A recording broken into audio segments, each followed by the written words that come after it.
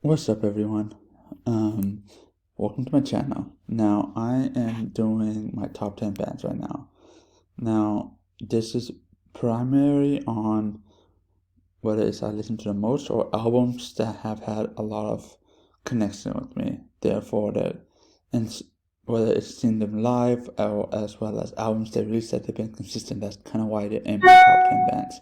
Now, I will do a list that's top 10 of all time. However, I'm doing one as this list would pertain only to the ones that I feel that from the past, let's just say 10 years, I've kind of grown to listen to a lot of. Let's get this list started. At 10, we have Make Them Suffer. I've been following them since Old Souls album. Loved every single song from Old Souls. Then Worlds Apart came out. And then How to Survive a Funeral, I believe was the last one. But each album I've listened to, I really enjoyed. What is the lyrical aspect, the breakdowns, the guitar riffs, doesn't you name it. I really enjoy it. And next I have Counterparts. Counterparts and Nine is one of those bands that I always felt that's underappreciated, just because I know they're from Canada. However, each album they released have always been solid. One of my favorite albums from them is Tragedy Will Find Us.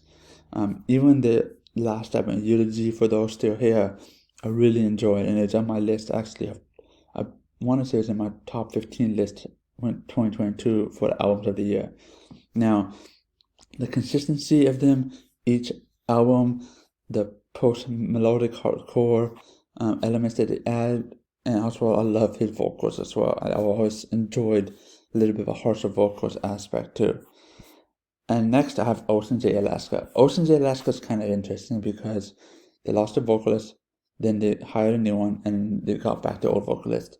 And Ocean's 8 Alaska, I've actually seen live twice, which kind of really surprised me in how good they are live. Now, when they first released the album called Lost Isles, loved it. I've been listening to them for since Lost Isles, and then Hakari came out with the old vocalist, and then I really enjoyed that. Floorboards, Floorboards is one of my favorite songs from them, as well as Vultures and Sharks. And then Disparity came out as the last album, and I really enjoyed it. And I actually got to see them live with both vocalists, which is kind of cool. So I saw one when it came out with that Lost Isles album, and then when Hakari came out, I saw them with the the new vocalist they had at that time. Next up, we have Dayseeker. Roy Rodriguez is one of my favorite vocalists right now.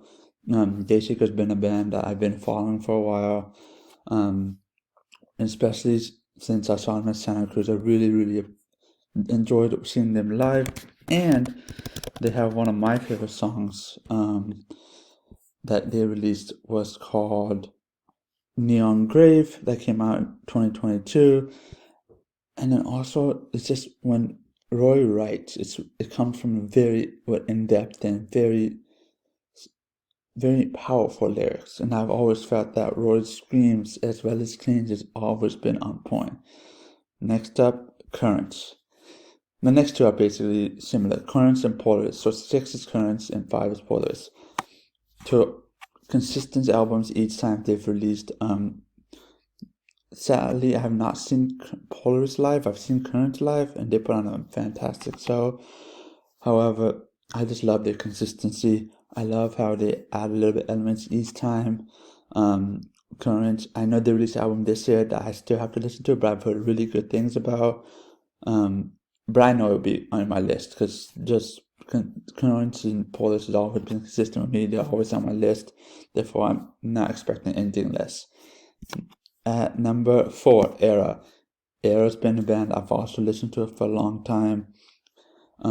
Jesse and JT Cavi, loved both of them. Got to see them live when they toured with Northlane, Drift.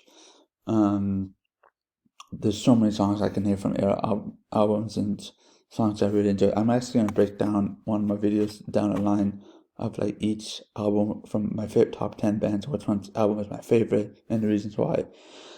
But for this video, I'm just gonna say Erra has always been consistent with their songwriting, guitar riffs. Jesse's just some fantastic guitar riffs. Breach, Drift, you name it. Like I have no doubt about when they release the next album, or when the next album comes out in like 2 3 years, it's gonna be consistent. I know in 2022 they released the album, and it was so consistent. It was so good. I love JT's voice, his vocals. Also been following JT since Texas in July. Therefore, excited to see what they write up. The Visionary song from the last album was so fantastic. So I have to praise it a lot just because of the complexity as well as the lyricism in the guitar riffs. I mean, Erra's guitar riffs are like fantastic.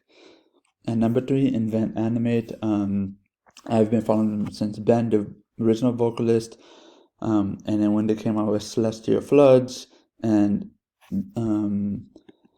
the other album, I can't remember the name right now off my head, but I know they released Heavener, the song, and as well as the album recently. Loved it. Still World, Greyview, you name it. Everchanger, the first album, but each consistent album they put out, have always enjoyed. And even the latest song, Heavener, I just really grew into it. And also seeing them live also gave me a really new perspective. Without a Whisper is such a fantastic song for those who want to listen to some very groovy type of music. Next up, I actually have, that was number 3, and the Animate's number 3. I think the consistency from them, I mean, this album they released this year, this album that they released this year, Heavener, will be on my list as top 10 for this year. And number 2, I have Northlane. Marcus and Adrian, I've been following them since a while. Marcus came after Adrian left, I believe he became a psychologist as well. But Quantum Flux came to mind when Adrian came out. Singletary Discoveries, to Mesmer, to Node, to Alien. I mean, I've been following them forever. 4D is one of my favorite songs from them, and I love Marcus' vocals. And as well I do, and I appreciate Adrian as well for him starting the band, and also appreciate both vocalists as well. And I can't really pick in the sense of who I like more. However, Northlane's always been one of my favorite bands. Every time they come to the States, I go see them live, and I always have a good time. And number 1 is Silent Planet. I mean, I can't talk about my number 1 or having Silent Planet on my top of my list. I've been following them since the Native Blood album, and just each song that they have put out has been fantastic. Trilogy, No Place to Breathe,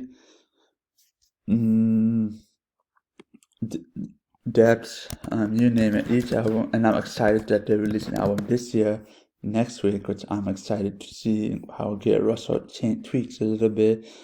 When the end began, that album, everything was sound, like Panic Room, Trilogy, is to listen to, what you name it. Each album they've put out has been very, very good, and also I've been appreciative of them, of just the lyrical component for them, and then also the way they write the songs. It's like in depth.